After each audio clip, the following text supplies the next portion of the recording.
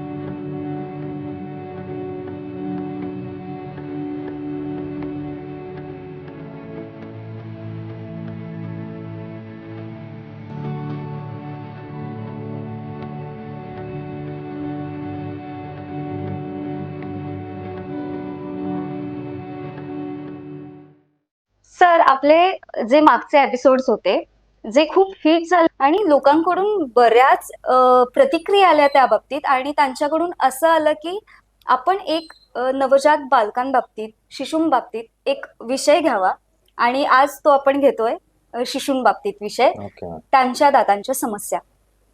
तर शिशूंच्या समस्या ज्या दातांच्या आहेत, खरं तर शिशूंना दात कधी यायला चालू होते? लहान मुलांचे दात हे मॅडम साधारण 6 महिन्याचं बाळ असताना त्यावेळी यायला सुरुवात होते, आणि हे दुधाचे दात असतात. ते साधारणपणे वयाच्या 2.5 ते 3 वर्षापर्यंत सगळे दुधाचे दात हे येतात. त्याची जी निगा आहे ना, ती आपण त्या 6 महिन्याचं बाळ असतं तेव्हापासून घेतली पाहिजे. बरं, ही निगा कशी घ्यायची लहान मुलांची? पहिली गोष्ट म्हणजे काय आहे की पॅरेंट्सनी ह्याच्या बाबतीत थोडं एज्युकेटेड असलं पाहिजे, कारण ज्यावेळी 6 महिन्याच्या बाळामध्ये दात येतात त्यावेळी त्याची काळजी ही थोडी वेगळ्या पद्धतीने घेतली पाहिजे. म्हणजे तुम्ही रेग्युलर ब्रश वापरू शकत नाही. त्याच्यासाठी एक गॉज मिळतो आपल्याला, जसं ड्रेसिंग गॉज असतो, तो कुठल्याही मेडिकलमध्ये अवेलेबल आहे. तर तो घ्यायचा. तो थोडासा गरम जे पाणी असतं आपलं उकळून थंड केलेलं पाणी, त्याच्यामध्ये तो भिजवायचा, आणि तो आईने आपल्या तर्जनीच्या बोटावर घेऊन आतून बाळाच्या ज्या तोंडातून आतून पूर्ण हिरड्यांवरून आणि जे काही दात आलेले असतील त्याच्यावरनं फिरवायचं. तर हे आपल्याला प्रत्येक बाळाला, म्हणजे दरवेळी आपण जेव्हा दूध पाजतो त्याच्यानंतर ते करणं गरजेचं आहे. दुसरी गोष्ट म्हणजे, जर तुम्ही बाळाला दुधाची बॉटल देत असाल, आणि काही सवय असते बाळांना की ते दूध घेतल्याशिवाय झोपत नाही, तर ते दुधाची बॉटल तोंडात घेऊन असंच झोपतात, ते सुदर तोंडात घेऊन वगैरे. तर त्यामुळे काय होतं की बरेचदा तो दुधाचे जे काही पार्टिकल्स, जे रेसिड्यू राहिलेत, त्या आतमध्ये तसेच राहतात रात्रभर, आणि त्याचं ऍसिड तयार होऊन मग हे दात लवकर किडायला सुरुवात होते, आणि त्याला आम्ही नर्सिंग बॉटल केरीज असं म्हणतो. तर हे टाळण्यासाठी कंपल्सरी ज्यावेळी आपण बाळाला दूध पाजतो आणि त्याच्यानंतर मग किंवा बॉटलनी तुम्ही दिलं दूध, त्याच्यानंतर गॉजचं मी सांगितलं तसं करणं गरजेचं आहे. आणि ज्यावेळी तुमचं बाळ साधारणपणे 1-1.5 वर्षाचं होतं त्यावेळी बऱ्यापैकी दात त्याच्या तोंडात आलेले असतात. त्यावेळी तुम्ही ब्रश आणि नॉन फ्लोरायडेड टूथपेस्ट, जी मुलांसाठीची टूथपेस्ट असते, ती बाजारातून घेऊन तुम्ही त्यांनी ब्रश करू शकता. पण लहान मुलांचे दात म्हणजे वयाच्या अगदी 5 ते 6 वर्षापर्यंत किंवा 7 वर्षापर्यंत सुद्धा एक वेळचं ब्रशिंग पालकांनी केलं पाहिजे आणि एक वेळचं ब्रशिंग साधारण बाळ 3 वर्षाचं झालं की त्या बाळाने स्वतः करायला पाहिजे. अगदी सर, तुम्ही जी इन्फॉर्मेशन सांगितली ती खरंच महत्वाची आहे. पण सर, तुम्ही जे गॉजचं सांगितलं लहान शिशूंबाबतीत, तर त्यांना जीभ क्लीन सुद्धा केली पाहिजे की नॉट मॅटर्स? जिभेचं क्लिनिंग इतकं इम्पॉर्टंट नाहीये. गॉजनी तुम्हाला जेवढी करता येईल तेवढी करा. पण अदरवाईज काय होतं की जीभ ही आपल्या इतर म्हणजे दात जे आलेले असतात त्यावेळी बोलताना हे करताना जीभ सतत लागत असते आणि ती आपोआप मेंटेन होते. किंवा काही फायब्रस फूड्स जसं आपण फ्रुट्स वगैरे खात असतो त्यावेळी ती लहान मुलांची जीभ क्लीन होतच असते. त्याला वेगळं असं क्लिनिंग रिक्वायर्ड नाहीये. सर, तुम्ही सांगितलं की शिशूंना ब्रश सुद्धा केलं पाहिजे, तर ते ब्रश कसे असावेत? म्हणजे सॉफ्ट असावेत, हार्ड असावेत की कोणत्या पद्धतीचे, की वेगळे असतात काही, कसं? सॉफ्ट ब्रश असतात जनरली ते, आणि त्याचा हेड साईज स्मॉल असतो. म्हणजे तुम्ही मेडिकल शॉपमध्ये गेलात तर तिथं बेबी टूथब्रश मिळतो. तो बेबी टूथब्रश घ्यायचा आणि नॉन फ्लोरायडेड टूथपेस्ट म्हणजे वयाच्या 3 वर्षापर्यंत म्हणजे 0 to 6 months to 3 years पर्यंत आपण काय करतो की नॉन फ्लोरायडेड टूथपेस्ट वापरतो. लहान मुलांची टूथपेस्ट तुम्ही मागितली किंवा तुम्ही सुद्धा हे करू शकता, त्याच्यावरती त्या ब्रश आणि पेस्टने दात स्वच्छ करायचे. हो. मग ते जे टूथपेस्ट असतं त्याचं प्रमाण किती घ्यायचं? खूप कमी घ्यायचं? कारण काही काही पालक असतात की त्याचे दात व्यवस्थित स्वच्छ केले गेले पाहिजेत, त्यामुळे कधी कधी ते जास्त टूथपेस्ट घेतात. पण ते योग्य आहे, अयोग्य आहे, कसं? नाही, हा खरंच खूप चांगला प्रश्न आहे आणि याच्याबाबत खूप एज्युकेशनची पण गरज आहे. आपण त्या टूथपेस्टच्या ऍड्स मध्ये बघितलेलं असतं की ब्रश एक एक एंड पासून दुसऱ्या एंड पर्यंत तो टूथपेस्ट असे ओढतात आणि मग त्यांनी ब्रश करायचं दाखवलेलं असतं. अगदी लाईन असते वरती हा, तर तसं हे टूथपेस्टची. असतं. पण स्पेशली लहान मुलांच्या बाबतीत काय होतं, ते टूथपेस्ट गिळण्यात जास्त इंटरेस्टेड असतात कारण गोड असतात टूथपेस्ट. पण अडल्ट साठी सुद्धा, मोठ्या मुलांसाठी, माणसांसाठी सुद्धा आणि लहान मुलांसाठी आपला जो ग्रीन पीस असतो ना, वाटाण्याचा दाना, तेवढी टूथपेस्ट इज इनफ.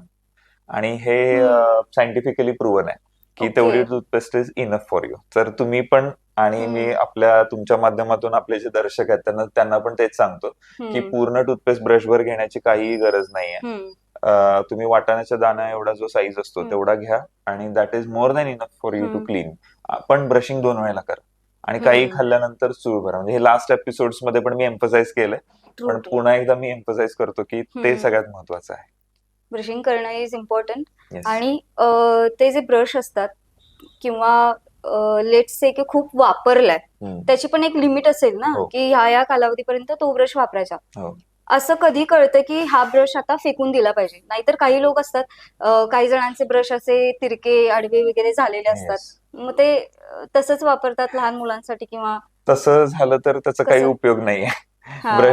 ब्रश करून त्याचा फायदा नाहीये. तिरके आणि हे जे ब्रिसल्स जास्त होत आहेत ह्याची कारण 2 आहेत. एक म्हणजे तुम्ही खूप ताकद, खूप फोर्स लावून तो ब्रश करताय. दुसरं म्हणजे की जे तुम्ही म्हटलं की कधी ब्रश बदलायचा. बेसिक नॉर्मल इंडिकेशन इज 3 महिन्यानंतर ब्रश बदलायला हवा. त्यामुळे तुम्ही ब्रश कुठला घेताय, जनरली आपण सगळ्यांनी मॅक्झिमम लहान मुलांमध्ये तरी सॉफ्ट ब्रश पाहिजे, जो बेबी हेडचा पाहिजे, म्हणजे स्मॉलेस्ट हेड पॉसिबल पाहिजे. बेबी टूथब्रश मागितला तर तो मिळतो. आणि त्याच्या ब्रशिंग टेक्निक्स असतात, त्या आपण टेक्निक्स लहान मुलांना शिकवायच्या. म्हणजे आपण आपल्या ह्याच्यासोबत एक हे अटॅच करू व्हिडिओ छोटा अॅनिमेटेड, त्याच्यामध्ये गोल गोल सर्कल्स लहान मुलांनी दातांवर असे बनवायचे छोटे छोटे आणि ते हळूहळू मोठे करत जायचं, असं त्यांना टेक्निक ती शिकवली जाते. मग ब्रश करणंच गरजेचं आहे, त्याच्यासाठी ब्रशच घेणं महत्वाचं आहे की बोटाने पण दात घासले तर चालतात? म्हणजे काही लोक असतात जे ब्रश नाही वापरत पण त्यांच्या बेबींसाठी बोटावर टूथपेस्ट घेतात आणि ते ब्रशिंग त्यांचं तशा पद्धतीने चालू असतं. नाही मॅम, ब्रश हा कंपल्सरी आहे क्लिनिंग साठी. बोटाने दात आपण स्वच्छ ठेवू शकत नाही, त्याच्यासाठी ब्रिसल्स असणं हे गरजेचं आहे आणि ते ब्रशनीच होणार. कारण काय आहे, पूर्वी म्हणजे जे आपले आजोबा वगैरे असं म्हणू हा. आपण, त्यांना बोटाने दात घासायची जी सवय होती, हम्म. तसं आता चालणार नाहीये. कारण त्यांच्या कंपॅरिझन मध्ये आता आपण फार स्टिकी फूड खातोय, म्हणजे चिकट अन्नाचं हम्म. सेवन आपण जास्त करतोय जास्त सगळेजण. करतोय. हम्म. त्याच्यामुळे ते चालणार नाही. आपल्याला ब्रिसल्स असणारे ब्रश, म्हणजे ब्रश हा कंपल्सरी आहे दात स्वच्छ करण्यासाठी. कारण काही पालक असे असतात की ते म्हणतात की माझं बाळ ब्रश नाही करत, त्याला ब्रश टोचतो, काहीतरी होतं, तर त्यामुळे आम्ही ब्रशनी त्याचं दात नाही घासत, आम्ही बोटानीच त्याचं दात घासतो. तर त्यामुळे तुम्ही जर असं करत असाल तर एकदा हा व्हिडिओ जरूर पहा आणि मग तुम्हाला कळेल की लहान मुलांसाठी ब्रश किती इम्पॉर्टंट असतो, ब्रश कसा करायचा हे सुद्धा तुम्हाला या व्हिडिओमध्ये कळेल. सर, काही लोक असतात म्हणजे त्यांचे जे लहान बाळ असतात त्यांना कधी कधी काहीही खायला देतात ते, मग ह्याच्यामुळे चॉकलेट्स म्हणा किंवा कॅडबरीज, अजून काही काही पदार्थ असतात, मग ते दिल्यानंतर त्यांचे दात किडायला लागतात. हम्म. मग असं दात किडणं आणि मग कधीपर्यंत ते पडतात, कारण काही लोकांचं असं म्हणणं असतं अरे बाळाचा दात आहे तो काय पडणारच आणि नवीन येणारच, मग तो काय पडला काय आणि राहिला काय, काय प्रॉब्लेम नाही. मग अशा लोकांसाठी काय म्हणणं आहे तुमचं? नाही, अगदी बरोबर आहे तुमचं. कारण हम्म. बरेच पॅरेंट्स, म्हणजे माझे हम्म. रिलेटिव्ह पण हम्म. आणि माझे फ्रेंड्स पण, त्यांचं असं म्हणणं असतं की अरे काय कशाला दात ह्याचं काय करायचं, हम्म. दुधाचे दात आहेत, पडणार हम्म. आहेत, काय फरक पडतोय. अगदी. पण मी जस्ट एक तुम्हाला एक रेफरन्स देतो, एक रेफरन्स पॉइंट, की हम्म. आपण ज्यावेळी लहान होतो ना, आपले दात किडायचे समजा, हम्म. दुधाची दाढ असायची, किडायची, आणि आपण डॉक्टरांकडे हम्म. जायचो, त्यांनी ते दात आपल्याला इंजेक्शन देऊन काढून टाकायचे. हम्म. पण लगेच 3-4 महिन्यात आपला दात आलेला असायचा, परमनंट दात जो असतो त्या जागी. आपलं ते दात किडायचं जे वय होतं ना, ते साधारणपणे एक 10 वर्षाचं किंवा 9 वर्षाचं किंवा 11 ओके. वर्षाचं, असं 9 ते हा. 11 ही रेंज होती. हम्म. आता जे दात किडतात या लहान मुलांचे, मी जे बघतोय, हम्म. ते वयाच्या 2 वर्षाच्या बाळाच्या तोंडात पण दात किडलेले आहेत, 5 वर्षांच्या आहेत त्याच्या पण किडलेल्या आहेत, 7 वर्षांचा आहे बापरे. त्याचं तर काही बोलायलाच नको, इतके दात त्यांचे जास्त किडलेले आहेत. मग त्यांच्या ह्याच्यावर सरळ डॉक्टरांकडे हम्म. जाणं आणि दाढ काढून घेणं, किंवा हे हम्म. दुधाचेच दात आहेत, ते पडून येणार आहेत, काही फरक पडणार नाही आहे, हम्म. असा ऍटिट्यूड ठेवणं हे पूर्णपणे चुकीचं आहे.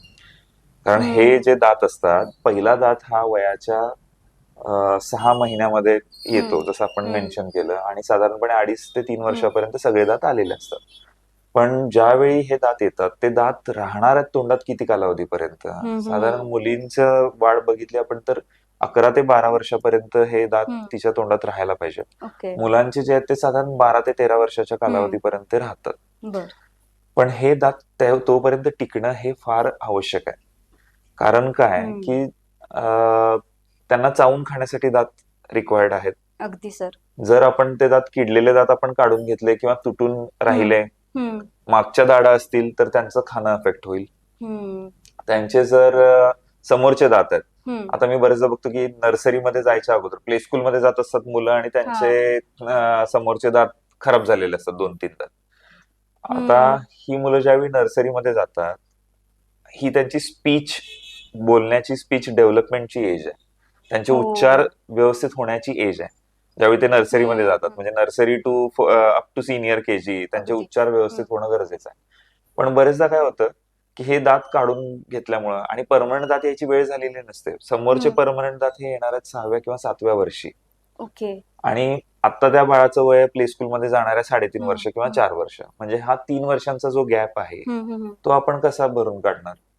त्यामुळे काय होतं की ज्यावेळी ते बाळ जातं नर्सरीमध्ये, त्याला हम्म. उच्चार व्यवस्थित येत नाहीत. हम्म. त्याचे जर सोबत येणारे जे मित्र असतात, मैत्रिणी असतात, त्यांच्या तोंडात जर दात असतील तर ते ह्याला चिडवतात, तुला समोरचे दात नाहीत म्हणून. त्यामुळे हा. हा एक इन्फिरियरिटी कॉम्प्लेक्स डेव्हलप होऊ शकतो, आणि हा प्रॉब्लेम आपल्याला अजून लक्षात आलेला नाहीये.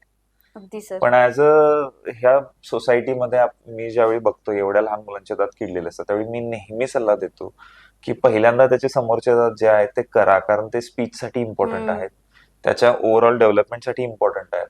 आणि मागून जे येणाऱ्या दातांची जी डेव्हलपमेंट आहे, म्हणजे ते येण्याचा पॅटर्न, डेव्हलपमेंट पेक्षा तो येण्याचा पॅटर्न, त्याची वेळ, ती फार अफेक्ट होते दात अर्ली जर किडले असतील तर. सर, तुम्ही आता म्हणालात इन्फिरियरिटी कॉम्प्लेक्स की जो कॉम्प्लेक्स येतो या लहान मुलांना, तर कधी कधी असं होतं की त्या लहान मुलांना त्यांचा कॉन्फिडन्सच जातो, की तो मुलगा व्यवस्थित बोलतोय, ती मुलगी व्यवस्थित बोलतीये आणि मलाच बोलता येत नाहीये किंवा माझे शब्द व्यवस्थित येत नाहीयेत, उच्चार व्यवस्थित होत नाहीये. त्यामुळे या सर्व गोष्टींमुळे त्यांचा जो कॉन्फिडन्स लूज होतो त्या वयामध्ये, जो बिल्डअप व्हायला खूप वेळ लागतो. हो राईट? हो त्यामुळे जर असं काही घडत असेल तर ऑब्व्हियसली तुमच्याकडे येणं अपेक्षित असतं की हो हा डेंटल क्लिनिकमध्ये जावं, तपासणी करावी.